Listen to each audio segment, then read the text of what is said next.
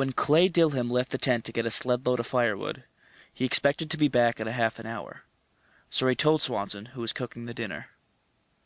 Swanson and he belonged to different outfits, located about 20 miles apart on the Stewart River, but they became traveling partners on a trip down the Yukon to Dawson to get the mail. Swanson had laughed when Clay said he would be back in a half an hour. It stood to reason, Swanson said, that good, dry firewood would not be found so close to Dawson, that whatever firewood there was originally had long since been gathered in, that firewood would not be selling at $40 a cord if any man could go out and get a sled load and be back in time Clay expected to make it. Then it was Clay's turn to laugh as he sprang on the sled and mushed the dogs onto the river trail. For, coming up from the Siwash village the previous day, he had noticed a small dead pine in an out-of-the-way place, which had defied discovery by eyes less sharp than his. And his eyes were both young and sharp, for his 17th birthday was just cleared. A swift 10 minutes over the ice brought him to the place, and figuring 10 minutes to get the tree and 10 minutes to return made him certain that Swanson's dinner would not wait. Just below Dawson, and rising out of the Yukon itself, towered the great Moosehide Mountain, so named by Lieutenant Schwatka long ere the Klondike became famous. On the riverside the mountain was scarred and gullied and gored, and it was up one of these gores or gullies that Clay had seen the tree. Halting his dogs beneath, on the river ice, he looked up, and after some searching rediscovered it. Being dead, its weather-beaten gray so blended with the gray of the rock that 1,000 men could pass by and never notice it. Taking root in a cranny, it had grown up, exhausted its bit of soil, and perished. Beneath it the wall fell sheer away for 100 feet to the river. All one had to do was sink an axe into the dry trunk a dozen times and it would fall to the ice, and most probably smash conveniently into pieces. This Clay had figured on when confidently limiting the trip to a half an hour. He studied the cliff thoroughly before attempting it. So far as he was concerned, the longest way around was the shortest way to the tree. 20 feet of nearly perpendicular climbing would bring him to where a slide sloped more gently in. By making a long zigzag across the face of this slide and back again, he would arrive at the pine. Fastening his axe across his shoulders so that it would not interfere with his movements, he clawed up the broken rock, hand and foot, like a cat, till the 20 feet were cleared, and he could draw breath on the edge of the slide. The slide was steep and its snow-covered surface slippery. Further, the heelless walrus-hide soles of his mukluks were polished by much ice travel, and by a second step he realized how little he could depend upon them for clinging purposes. A slip at that point meant a plunge over the edge and a 20-foot fall onto the ice. 100 feet farther, and a slide would mean a 50-foot fall. He thrust his mitted hand through the snow to the earth to steady himself, and went on. But he was forced to exercise such care that the first zigzag consumed 5 minutes. Then, returning across the face of the slide towards the pine, he was met with a new difficulty. The slope steepened considerably so that little snow collected, while bent flat beneath this thin covering were long, dry last year's grasses. The surface they presented was glassy as that of his mukluks, and when both surfaces came together, his feet shot out and he fell on his face, sliding downwards and convulsively clutching for something to stay himself. This he succeeded in doing, though he lay quiet for a couple of minutes to get back his nerve. He would have taken off his mukluks and gone at it in his socks, only the cold was 30 below zero, and at such temperature his feet would quickly freeze. So he went on, and after 10 minutes of risky work made the safe and solid rock where stood the pine. A few strokes of the axe felled it into the chasm, and peeping over the edge, he indulged in a laugh at the startled dogs. They were on the verge of bolting when he called aloud to them, soothingly, and they were reassured. Then he turned about for the back trip. Going down, he knew, was even more dangerous than coming up, but how dangerous he did not realize till he had slipped half a dozen times, and each time saved himself by what appeared to him a miracle. Time and again he ventured upon the slide, and time and again he was balked when he came to the grasses. He sat down and looked at the tremendous snow-covered slope. It was manifestly impossible for him to make it with a whole body, and he did not wish to arrive at the bottom shattered like the pine tree. But while he sat inactive the frost was stealing in on him. The quick chilling of his body warned him that he could not delay. He must be doing something to keep his blood circulating. If he could not go down by going down, there only remained to him to get down by going up. It was a Herculean task, but it was the only way out of the predicament. From where he was he could not see the top of the cliff, but he reasoned that the gully in which lay the slide must give inward more and more as it approached the top.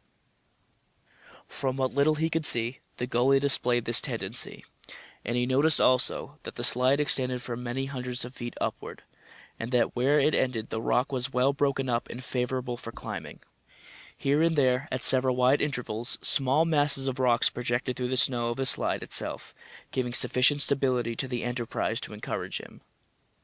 So, instead of taking the zigzag which led downward, he made a new one leading upward and crossing the slide at an angle of 30 degrees.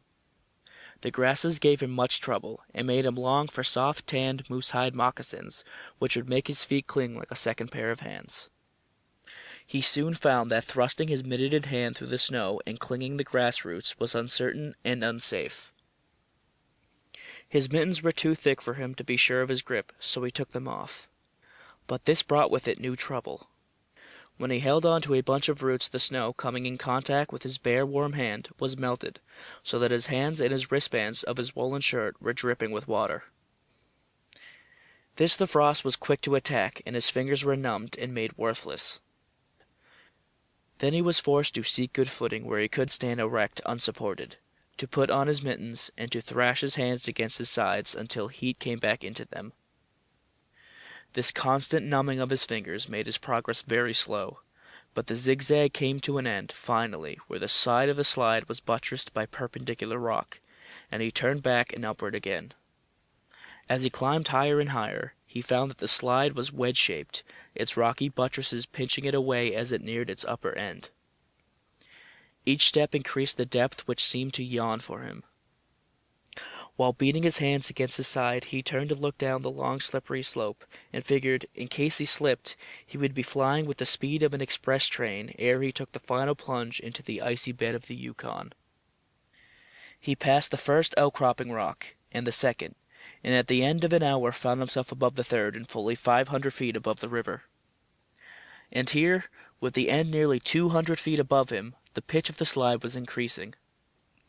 Each step became more difficult and perilous, and he was faint from exertion and from lack of Swanson's dinner. 3 or 4 times he slipped slightly and recovered himself, but growing careless from the exhaustion and the long tension on his nerves, he tried to continue with too great haste, and was rewarded by a double slip of each foot, which tore loose and started him down the slope. On account of the steepness there was little snow, but what little there was displaced by his body, so that he became the nucleus of a young avalanche. He clawed desperately with his hands, but there was little to cling to, and he sped downward faster and faster. The first and second outcropping were below him, but he knew that the first was almost out of line, and he pinned his hope on the second. Yet the first was just enough in line to catch one of his feet and to whirl him over and head downward on his back. The shock of this was severe in itself, and the fine snow enveloped him in a blinding, maddening cloud, but he was thinking quickly and clearly of what would happen if he brought up head first against the second outcropping. He twisted himself over in his stomach, thrust both hands out to one side, and pressed them heavily against the flying surface. This had the effect of a brake, drawing his head and shoulders to the side. In this position he rolled over and over a couple of times, and then, with a quick jerk at the right moment, he got his body the rest of the way around. And none too soon, for the next moment his feet drove into the outcropping, his legs doubled up, and the wind was driven from his stomach with the abruptness of the stop. There was much snow down his neck and up his sleeves. At once and with unconcern he shook this out, only to discover when he looked up to where he must climb again, he had lost his nerve.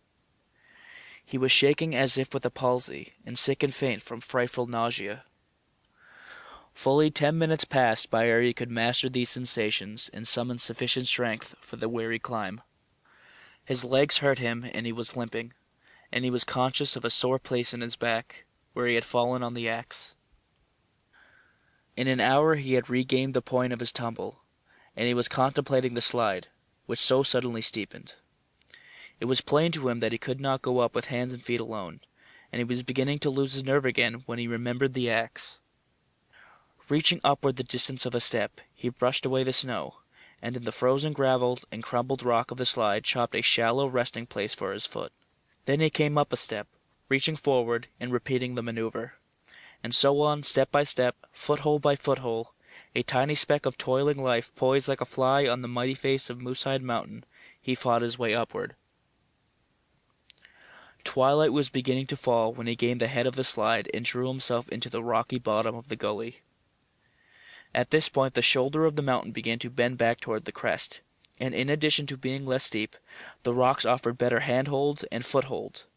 The worst was over, and the best was yet to come. The gully opened out into a miniature basin, in which a floor of soil had been deposited, out of which, in turn, a tiny grove of pines had sprung. The trees were all dead, dry and seasoned, having long since exhausted the thin skin of earth. Clay ran his experienced eye over the timber, and estimated it would chop up into 50 cords at least. Beyond, the gully closed in and became barren rock again. On every hand was barren rock, so the wonder was small that the trees had escaped the eyes of men. They were only to be discovered as he discovered them, by climbing after them. He continued the ascent, and the white moon greeted him when he came up upon the crest of Moosehide Mountain. At his feet, 1,000 feet below, sparkled the lights of Dawson. But the descent on that side was precipitate and dangerous in the uncertain moonshine, and he elected to go down the mountain by its gentler northern flank. In a couple of hours he reached the Yukon at the Siwash village, and he took the river trail back to where he had left the dogs. There he found Swanson, with a fire going, waiting for him to come down. And though Swanson had a hearty laugh at his expense, nevertheless, a week or so later, in Dawson, there were 50 cords of wood sold at $40 a cord, and it was he and Swanson who sold them.